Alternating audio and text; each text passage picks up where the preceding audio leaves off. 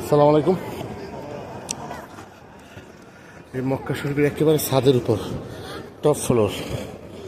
আর আমি যেখানে দাঁড়িয়েছি সেটা হচ্ছে গিয়া এখানে প্রথম যে ভবনটা ছিল সেইটা,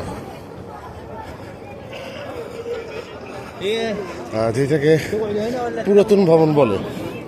এইটা হচ্ছে গিয়ে সেই পুরাতন ভবন, আর ওইটা হচ্ছে গিয়ে নতুন ভবন, যেটা নতুন করে মিনার করা হয়েছে। আর এটা হচ্ছে গিয়ে আগের মিনার, সর্বপ্রথম যে মিনারটা ছিল। মাশাআল্লাহ, এত সুন্দর, মাশাআল্লাহ।